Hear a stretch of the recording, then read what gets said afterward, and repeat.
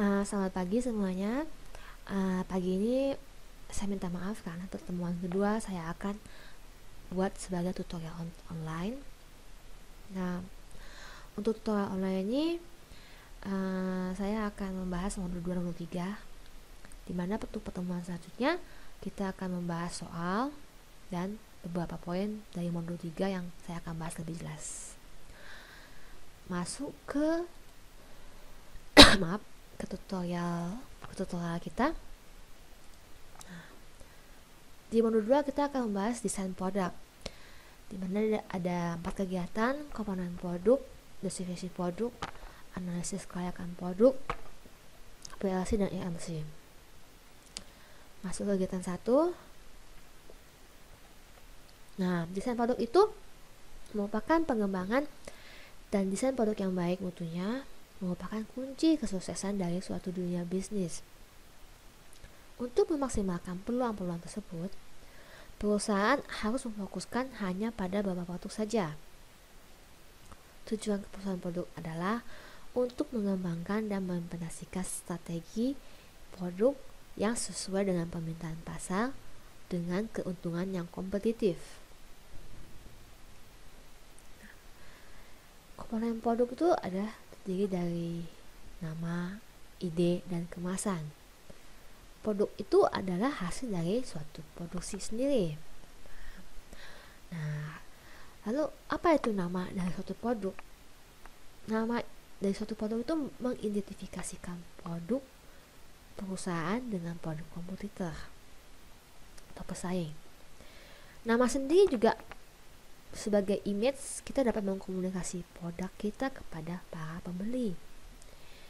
Dan juga nama sendiri menentukan harga produk kita apakah lebih rendah, sama, atau lebih tinggi dari produk pesaing. Nah, sedangkan kemasan sendiri ini dapat menambah nilai produk perusahaan. Kemasan dapat digunakan sebagai media komunikasi, contohnya logo atau tulisan. Dan dari kemasan ini dapat menjelaskan produk dan kegunaan produk sendiri. Nah, kemudian ide, kita masuk ke ide. Ide itu terdiri dari fitur, benefit, jaminan, dan service. Nah, kalau fitur dari produk kita harus menentukan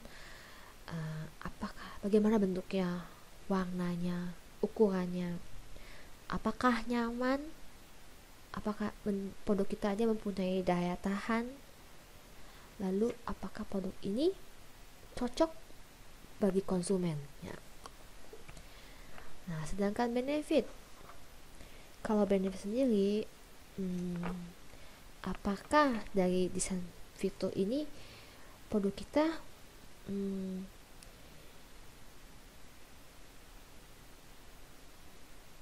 benefitnya selama membeli produk ini, apakah dia akan dapat memperoleh manfaat dari produk kita.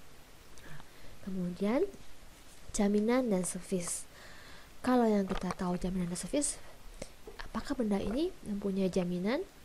Seperti kita membeli komputer, jaminannya adalah selama 2 tahun.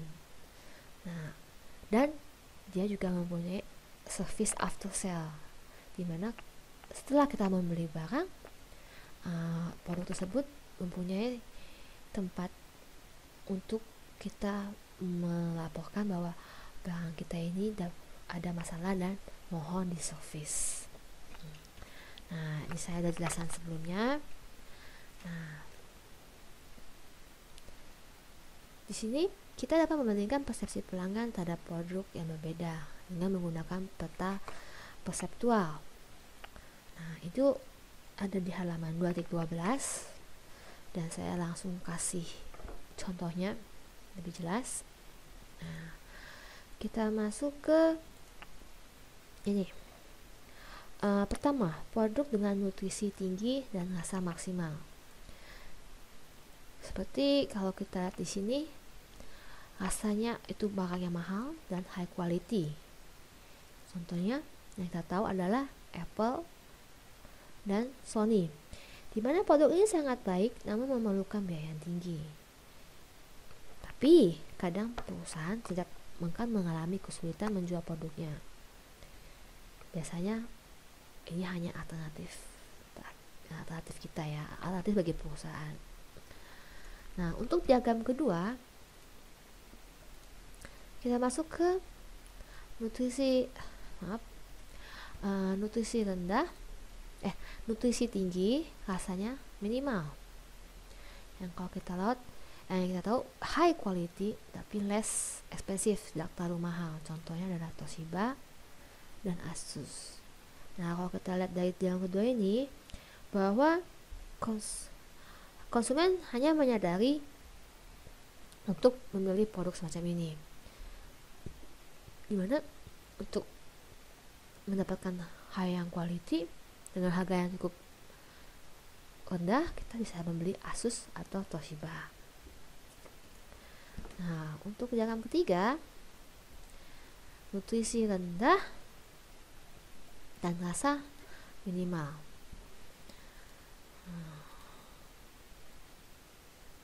Ya, ini kita ambil contoh low quality dan less expensive. Nah,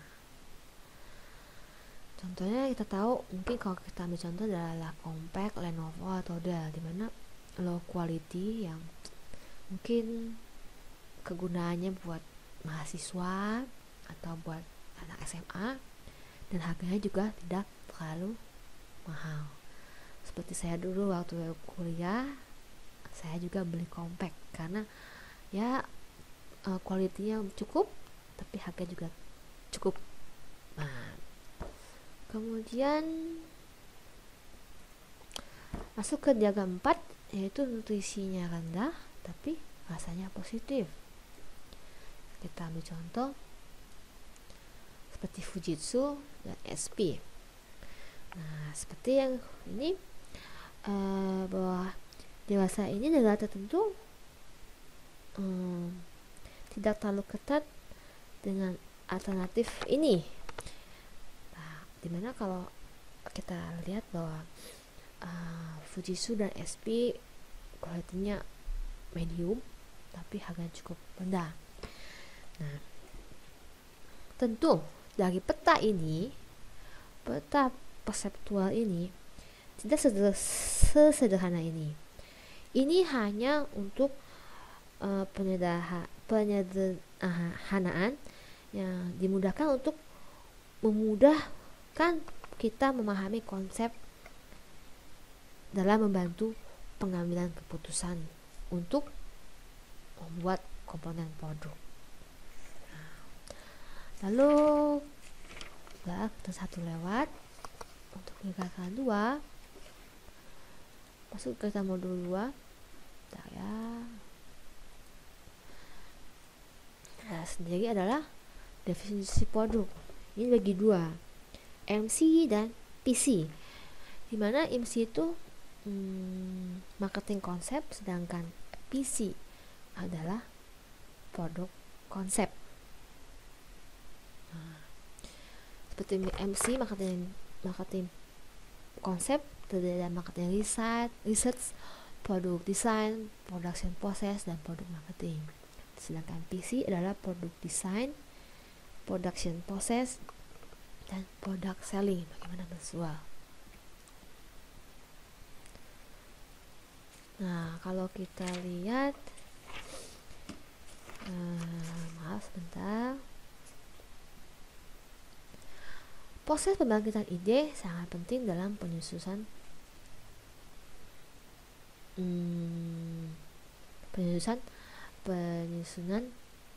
desain produk. Nah, ini ada beberapa 3 poin, yaitu penelitian murni dan penerapan, penelitian produk dan penelitian proses, dan juga ada peniruan produk.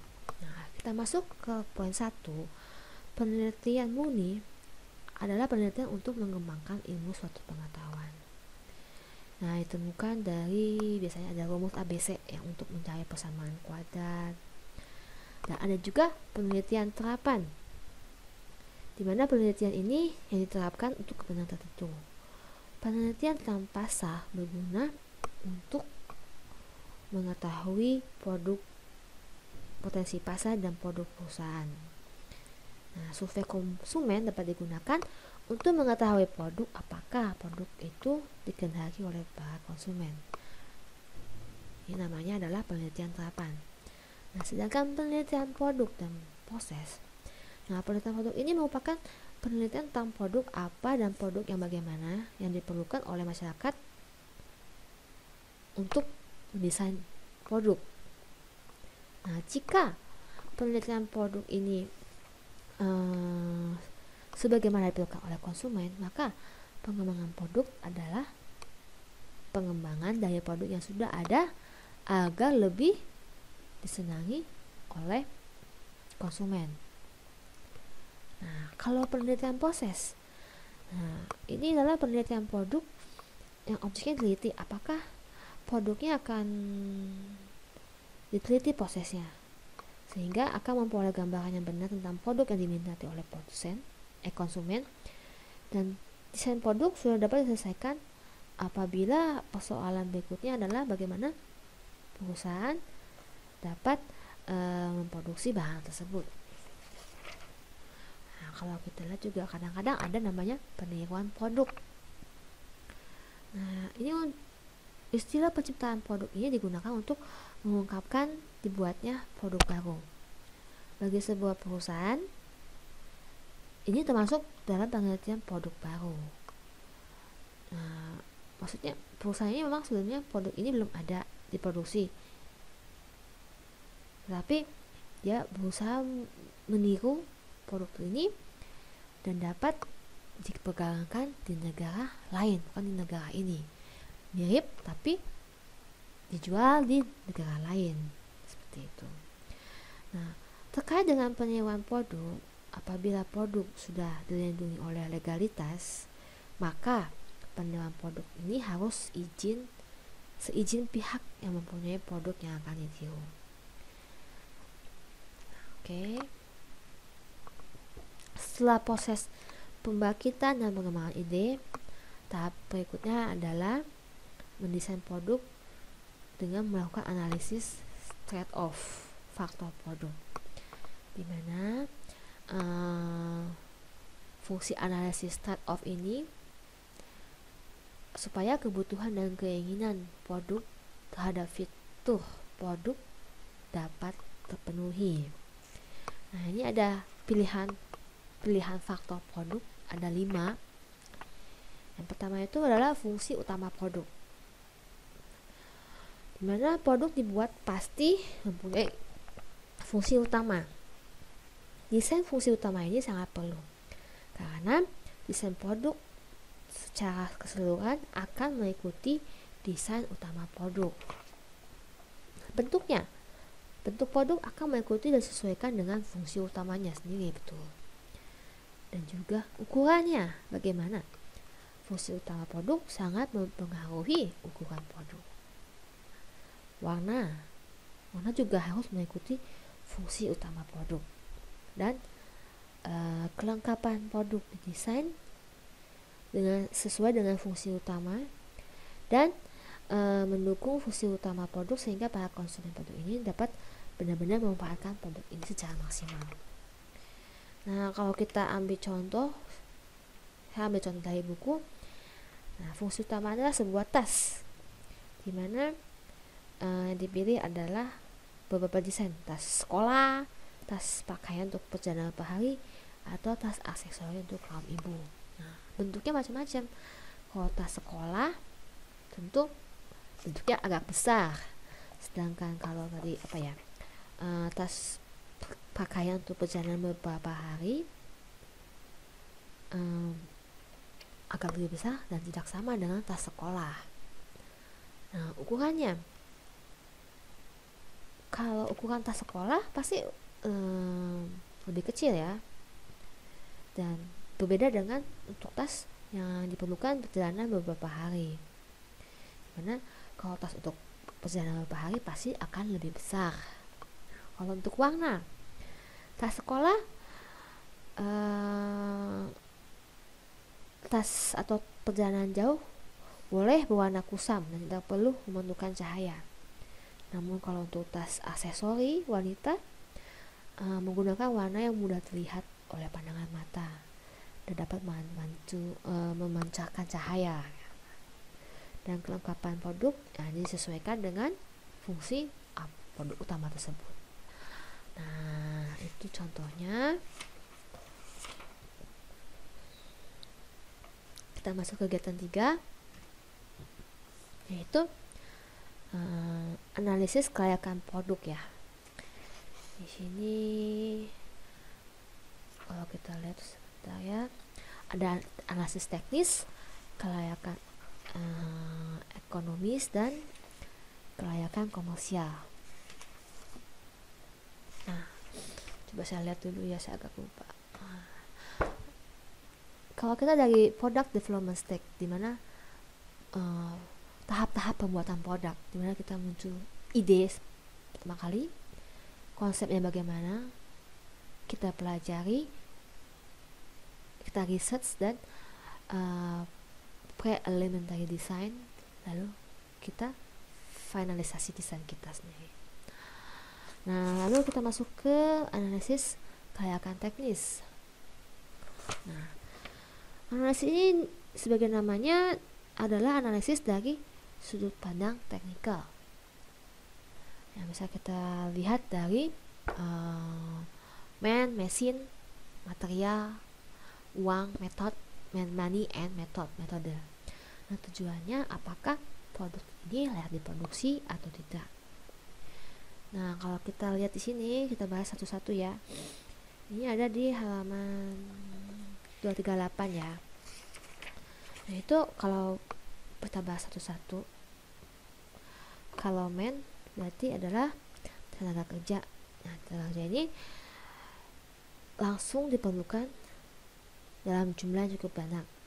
Sementara tenaga kerja ini langsung terlibat oleh dalam proses produksi ini, yang dapat mendapatkan perhatian yang cukup. Nah, tenaga kerja ini dapat berjumlah cukup banyak dan juga diberikan kompensasi yang secara setara. Pada umumnya, para karyawan langsung ini, tenaga kerja langsung ini merupakan karyawan yang berasal dari daerah sekitar lokasi pabrik, dan mana punya dampak positif memberikan kesempatan kerja kepada masyarakat sekitar. Nah, lalu juga ada mesin atau juga mungkin peralatan, di mana halnya sangat perlu dipertimbangkan di dalam keputusan produk yang akan diproduksi, di mana manajemen perusahaan ini perlu meyakinkan diri bahwa mesin dan peralatan produksi cukup mampu untuk mendukung proses pembuatan produk perusahaan. Nah, kemudian masuk ke material, di mana tersedia material walaupun tersedia dalam cukup, akan tetapi tidak mempunyai spesifikasi sebagaimana yang telah ditentukan dalam desain produk, sehingga material ini erat kaitannya dengan proses dan produk yang dihasilkan. Sehingga sebelum membuat keputusan tentang produk yang akan diproduksi, ketersediaan material yang baik dari sisi jumlah maupun kualitas perlu diteliti lebih dahulu, sehingga tidak dapat menimbulkan kesulitan di kemudian hari. Nah, lalu tentu juga kita harus ada money, yaitu uang, atau kita mungkin bisa sebut sebagai sumber dana, di mana dalam membuat keputusan tentang produk yang akan diproduksi, kita juga harus mengetahui sumber dana kita apakah memenuhi atau tidak, dan juga metode kita apakah sesuai dengan pembuatan produk kita. Kita harus menyiapkan suatu metode yang jelas untuk membuat keputusan produk ini dapat diproduksi. Kemudian analisis kelayakan ekonomi. Nah, ada beberapa hal yang mempengaruhi kelayakan ekonomis, di mana ada kemudahan dan kontinuitas dalam memperoleh bahan-bahan baku. Nah, kemudahan untuk memperoleh bahan baku termasuk dalam pertimbangan analisis ekonomi. Ini sangat perlu dipertimbangkan karena walaupun tersedia, tapi perusahaan akan mengalami kesulitan yang cukup untuk memperoleh. Maka proses produksi boleh jadi tidak ekonomis. Nah, lalu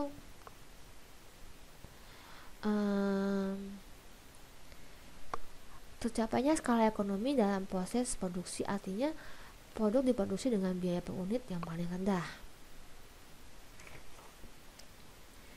Ada juga kelancaran operasional mesin dan peralatan produksi, motivasi kerja, dan disiplin tenaga kerja. Di mana perusahaan itu perlu menyusun desain kerja yang ketat sehingga pekerjaan yang dilakukan karyawan selalu memberikan tantangan positif kepada karyawan. Nah, jadi tujuan analisis kelayakan ekonomi ini adalah untuk mengetahui apakah produk ini secara ekonomis layak atau tidak. Oh ya, tadi ini kelancaran operasional mesin dan peralatan produksi ini dipengaruhi berbagai faktor pula, di mana usia penggunaan mesin dan alat produksi itu cukup berperan dalam kelancaran operasional mesin. Jadi semakin tinggi penggunaan mesin, kita tahu bahwa semakin besar kemungkinan terjadinya gangguan operasional tersebut. Jadi kita harus memelihara dengan baik dan kita harus memperhatikan ketersediaan suku cadang mesin. Yang ketiga yaitu analisis kelayakan komersial. Ini terkait ada dua, terkait dengan permintaan konsumen dan aliran kas. Nah, ini yang dimaksud adalah apakah produk yang diproduksi dalam jumlah tertentu dapat mempertahankan skala ekonomis yang dapat diserap oleh pasar. Jika tidak, maka produk tersebut tidak layak secara komersial.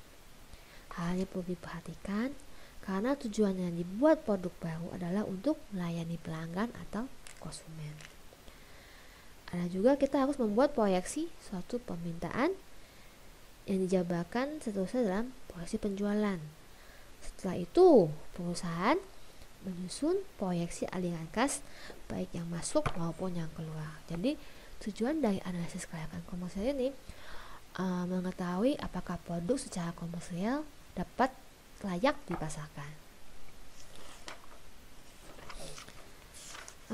Masuk ke kegiatan 4. Ini kan ada PLC dan MLC. PLC itu adalah produk life cycle dan MLC adalah machine life cycle. Kita bahas pertama adalah PLC. PLC itu adalah menggambarkan penjualan produk perusahaan dalam suatu periode. Setiap produk memiliki PLC, hanya periode waktunya berbeda. Nah, kalau kita lihat di sini adalah 4 tahap: introduksi, pertumbuhan, maturitas, dan penurunan. Nah, kalau kita bahas pertumbuhan pertama, introduksi ya. Pada saat produk belum dikenal oleh calon konsumen dalam kurun waktu tertentu, maka jumlah penjualan tidak terlalu banyak. Nah, kenaikan penjualannya juga masih sedikit. Sehingga produk ini, tahap ini masih dalam tahap perkenalan. Nah, masuk ke fase pertumbuhan, di mana ketika produk sudah mulai dikenal pasar, maka jumlah penjualannya akan meningkat sehingga jumlah produk ini dijual apabila digambarkan dalam bentuk grafis akan terlihat lebih tegak ya, lebih tegak. Nah, tahap pertumbuhan ini di tahap pertumbuhan ini ditandai dengan terdapatnya peningkatan penjualan produk dalam jumlah yang sangat signifikan. Masuk ke maturitas, di mana adalah tahap kedewasaan. Dengan banyaknya pertambahan jumlah unit produk yang terjual, tahap baru dimulai. Tahap ini tandanya dengan jumlah penjualan tidak naik lagi, tapi juga tidak turun dalam jangka waktu tertentu. Nah, dalam tahap ini jumlah unit yang terjual relatif sama. Masuk setelah itu setelah tahap maturitas selesai akan mengalami tahap penurunan, ditandai dengan menurunnya jumlah produk yang dijual dan akhirnya tidak ada produk yang terjual lagi dalam kurun waktu tertentu. Nah, perbedaannya kalau produk life cycle itu berarti adalah perbedaan yang ada adalah pada lamanya kurun waktu tertentu, jumlah unit yang berbeda, jumlah unit terjual masing-masing ada dalam siklus ini. Nah, lalu kita bahas MLC. Kalau kita bisa lihat, MLC itu adalah siklus hidup mesin yang menggambarkan hubungan penjualan produk dan siklus hidup produk. Siklus mesin sama dengan siklus produk. Nah, apapun produk yang dijual oleh sebuah perusahaan, maka produk tersebut akan melalui proses produksi dengan menggunakan peralatan atau mesin produksi. Nah, mesin yang digunakan untuk memproduksi produk yang dijual perusahaan hendaknya mempunyai siklus hidup yang seimbang dengan siklus hidup produk. Nah, kalau untuk MLC ini kita mempunyai 3 tahap. Yang pertama itu adalah tahap persiapan atau instalasi. Yang tersebut adalah percobaan. Nah, pada tahap ini belum ada satu unit produk yang telah dihasilkan melalui mesin ini. Sehingga pada tahap ini jangan digambarkan dalam grafik. Nah, ada, maaf. Pertama ini ada tahap persiapan tapi tidak dimasukkan dalam grafik. Nah, tahap ini biasanya setelah tahap persiapan dan instalasi dimulai tahap produksi yang dikenal dengan tahap produksi percobaan yang dikenal adalah trial and run. Nah, kita masuk ke tahap percobaan, merupakan percobaan terhadap mesin dan peralatan produksi yang baru. Oleh karena itu, yang dicoba adalah mesin dan bukan produk. Maka produk dari proses produksi percobaan merupakan produk normal sejauh tidak ada penyimpangan dan dapat digunakan sebagaimana produk normal yang lain yang dihasilkan oleh mesin yang lama. Biasanya produk produksi percobaan ini dimulai dengan kapasitas yang lebih rendah dan waktunya relatif singkat. Apabila tidak ada hambatan, maka proses produksi percobaan ini segera ditingkatkan dan kapasitasnya berangsur-angsur sehingga mencapai kapasitas normal. Masuk ke produksi normal, di mana mesin produksi digunakan sebagai kapasitas normal.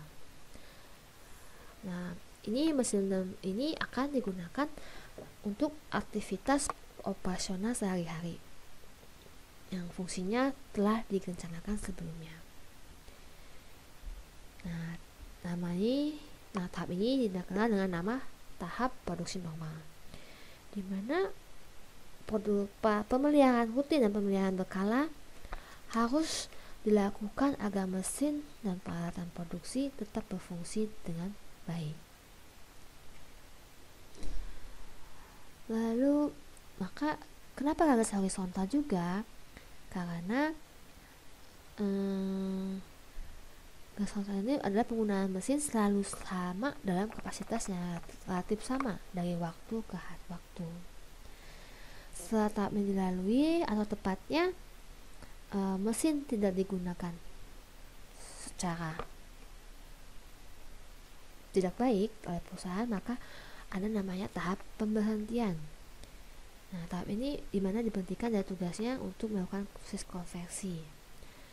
Nah, tahap pemberhentian ini juga ada dua, yaitu pemberhentian sementara atau pemberhentian permanen. Nah, kalau sementara tuh yang pasti kita tahu adalah untuk sementara waktu, dimana melakukan perbaikan yang cukup besar seperti pergantian suku cadang yang penting dari mesin tersebut, jadi hanya sementara. Sedangkan pemberhentian permanen di mana mesin tersebut benar-benar tidak lagi dipergunakan oleh perusahaan, jadi benar-benar tidak akan digunakan kembali. Nah, sehingga perusahaan perlu membeli alat yang baru. Nah, kalau kita lihat apa itu PLC dan MLC? PLC, penggabungan grafik ini merencanakan agar PLC mempunyai kurun waktu sesuai dengan MLC, atau LLC mempunyai waktu yang sama dengan PLC. Nah, waktu PLC lebih cepat dari waktu MLC karena tidak ada produk yang terjual untuk menghasilkan barang. Sedangkan waktu MLC lebih cepat karena mesin tidak mampu untuk produksi. Seperti itu. Jadi jika PLC masih berjalan, nah, kalau kita lihat di halaman 253 bahwa jika kurun waktu PLC, kita ulang lagi ya, lebih cepat dari waktu MLC, maka sisa dari umur MLC sudah tidak ada lagi produk yang terjual untuk mendukung biaya penyusutan mesin dan peralatan produksi. Seperti ini. Lalu jika PLC masih berjalan sementara MLC sudah habis waktunya, maka berarti mesin tidak mampu lagi untuk memproduksi produk. Dan untuk jangka panjang, selama perusahaan masih beroperasi, keseimbangan antara PLC dan LLC sangat diperlukan untuk memperoleh perhatian dari manajemen perusahaan. Sekian modul 2 selesai. Lalu kita lanjut ke modul 3.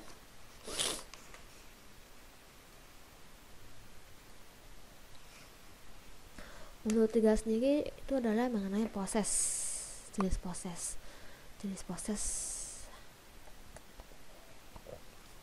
desain proses dan layout. Nah, dari 4 yaitu adalah jenis proses, perencanaan proses, analisis proses, dan jenis layout. Nah, kita masuk ke kegiatan 1. Jenis proses produksi merupakan yang kita tahu adalah kegiatan pendukung bisnis di mana produksi menghasilkan produk yang akan dijual. Nah, sudut pandang dalam pengembangan jenis produksi itu ada 5 macam ya, nilai tambah proses, aliran proses, pengendalian kualitas proses, penjadwalan proses, dan manajemen proses. Nah, ini kita bahas satu-satu.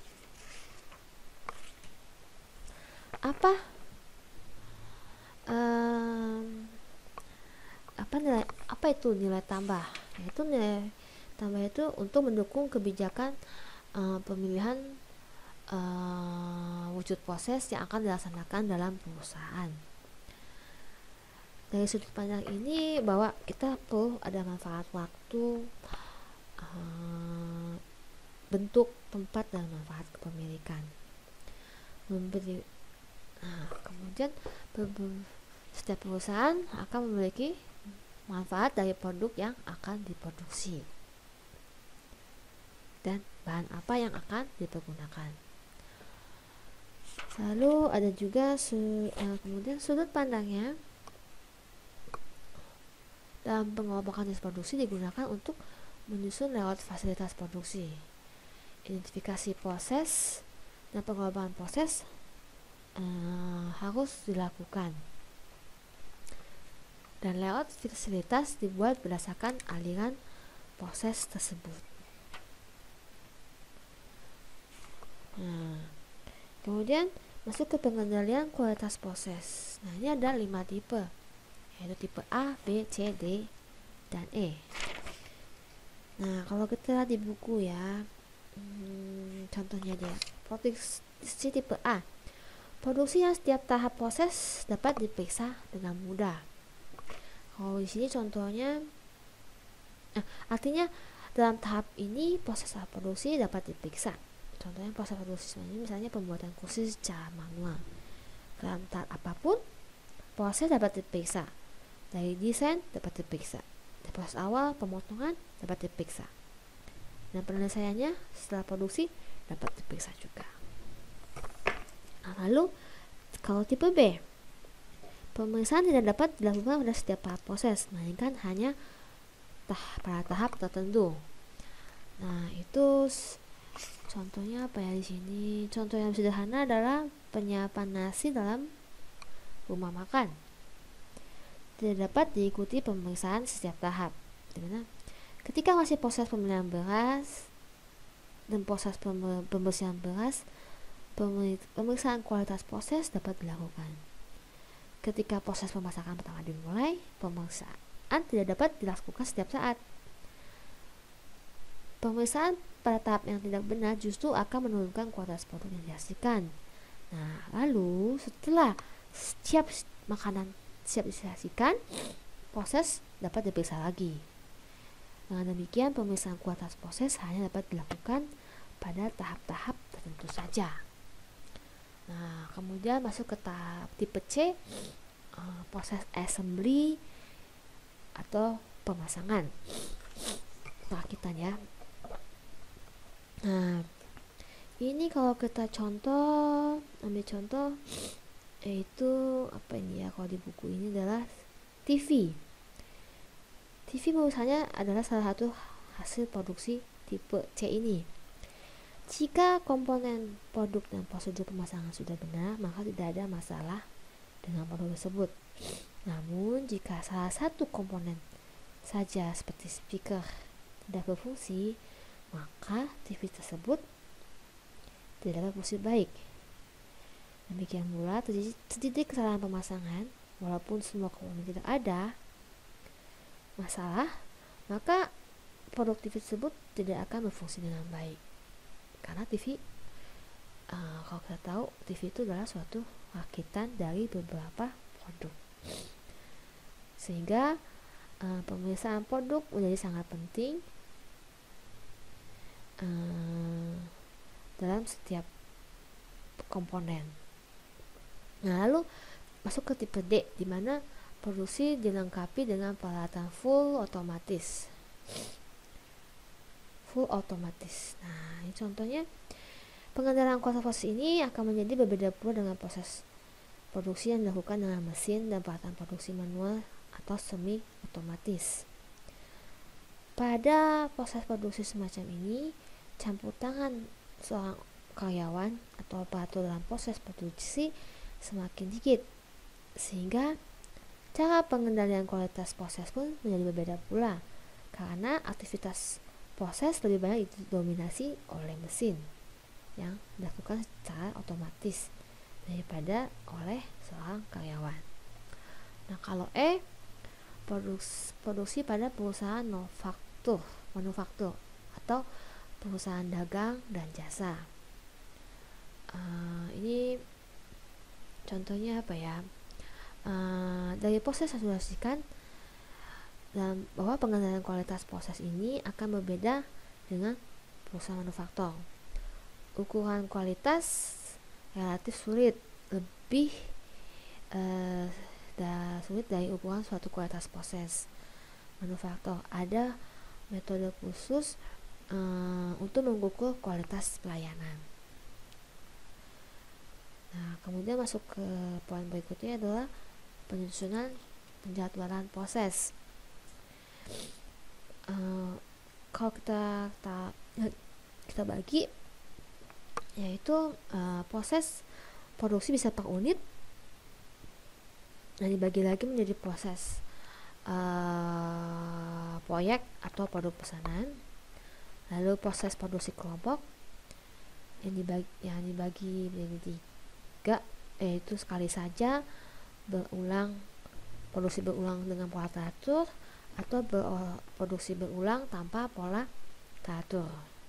Kalau massal yaitu proses produksi dalam jumlah besar. Nah, kemudian masuk ke manajemen proses, di mana manajemen proses itu di buku singkat aja sih, ada volume proses, tinggi, sedang, rendah, variannya bagaimana, tinggi custom, sedang atau beda modul, rendah atau beda atribut. Lalu fokus pada produk, custom masa, dan produksi tidak dilakukan. Atau volume rendah dengan varian yang rendah. Lalu masuk ke kegiatan 2. Kegiatan 2 ini mungkin saya akan lebih detail pada pertemuan ketiga, tapi saya akan bahas secara dasar. Nah, proses dan direncanakan akan mengalami kerugian bagi suatu perusahaan. Nah, hal yang dapat diperhatikan dalam perencanaan proses yaitu jumlah produksi minimal sangat perlu diperhatikan di dalam penyusunan perencanaan proses produksi. Nah, keputusan membeli atau membuat komponen produk. Ada juga keputusan penghentian produksi pada produk yang merugi, dan keputusan mengganti teknologi ketika ada teknologi baru. Nah, batas produksi minimal diukur dengan analisis big event point, di mana analisis impas. Batas produksi ada beberapa analisis seperti analisis impact, big event point. Lalu analisis impas yaitu analisis hubungan antara volume, biaya, dan keuntungan. Lalu variabel yang dibutuhkan adalah harga per unit, biaya tetap, dan biaya variabel. Nah, biaya tetap sendiri adalah biaya yang jumlahnya tetap tidak tergantung dalam jumlah produksi. Contohnya biaya sewa gudang. Nah, kalau biaya variabel, biaya yang jumlahnya berubah sesuai dengan jumlah produksi. Nah, BEP, big event point atau titik impas, di mana biaya tetap dibagi marginal income. Marginal income sendiri yaitu adalah harga jual per unit dikurangi biaya variabel per unit.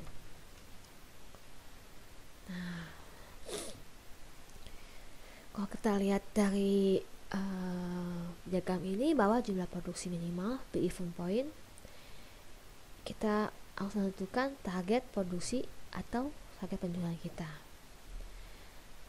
Nah, jika tidak terlalu menguntungkan, maka ada safety margin, di mana target penjualan dikurangin titik impas kurang target penjualan, kita bisa tahu margin kita di mana, safety margin kita. Lalu jika perusahaan merugikan, titik tutup perusahaan biaya tetap tunai dibagi kontribusi margin. Nah, kalau kita ambil contoh di mana ada keputusan beli atau buat produk. Ada juga umur ekonomis mesin habis pada saat demand. Perhatikan biaya tidak langsung dan umur ekonomis pada saat sedang demand. Nah, kalau kita lihat contoh ini agak susah ya saya bisa menjelaskannya, karena saya ada contoh di buku. Jadi untuk selanjutnya, untuk kegiatan 2 saya akan bahas pada pertemuan ketiga. Jadi untuk ini kegiatan 2 akan saya lewat dulu ya. Kita masuk langsung ke kegiatan 3 saya. Nah, yang ketiga kalau kita masuk ini adalah analisis proses. Analisis proses yang berhubungan dengan tenaga kerja langsung. Metode kerja antara lain sistem kerja secara keseluruhan, di mana karyawan bekerja dan bertanggung jawab pada pekerja secara keseluruhan. Contohnya adalah pemasangan instalasi listrik. Lalu karyawan yang bekerja pada tempat tetap. Nah, analisis proses menggunakan badan gerak simultan atau aktivitas tangan kanan dan kiri. Nah, seperti contoh dalam pemasangan label suatu botol. Nah, lalu karyawan yang bekerja dengan mesin, di mana analisis proses dilakukan dengan bagan manipulasi mesin. Contohnya adalah operasi mesin cetak. Nah, lalu karyawan yang bekerja bersama, yaitu analisis proses yang menggunakan bagan staff. Dan kalau kita lihat tabel-tabelnya ada di halaman 341 ya, dimana staf A, B, C dia akan bekerja pada hari ke-1, ke-2, dan ke-3. C, D akan bekerja pada hari ke-4 dan sampai ke-7. E hari ke-5, ke-8 dan sebagainya.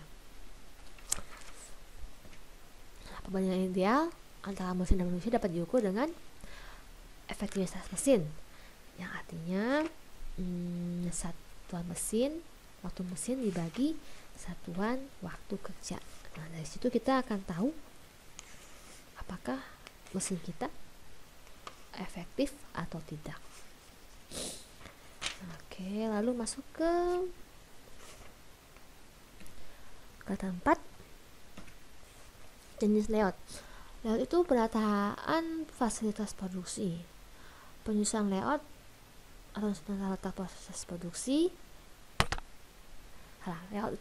Penyusunan layout itu adalah penyusunan tata letak fasilitas produksi, sehingga akan meningkatkan suatu tingkat efisiensi kerja. Nah, kalau kita lihat di buku ini kan ada manfaat dalam penyusunan layout, dimana kalau kita bekerja di suatu pabrik pasti ada layout pabrik.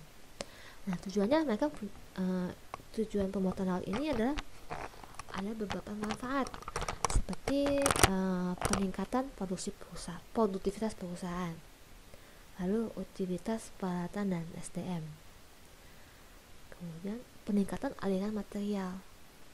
Nah, peningkatan proses produksi, peningkatan moral kerja dan keamanan kerja, dan peningkatan aliran informasi dan tenaga kerja langsung. Nah, kemudian jenis layout. Jenis layout sendiri itu ada beberapa macam ya. Tetap, proses, kantor, layanan, gudang, produk, dan work cell layout. Kalau kita lihat ya, kalau posisi tetap, dimana fixed position layout yang kita biasa adalah layout untuk proyek, dimana penggunaan fasilitas produksi hanya sekali pakai saja dalam setiap proyek. Contohnya adalah pembangunan proyek jembatan. Nah, kalau layout proses untuk perusahaan yang memproduksi produk dengan varian yang tinggi dan jumlahnya yang rendah. Contohnya mungkin perusahaan mebel sederhana. Oke. Ada juga layout kantor. Pasti kita tahu kalau layout kantor adalah layout untuk kantor.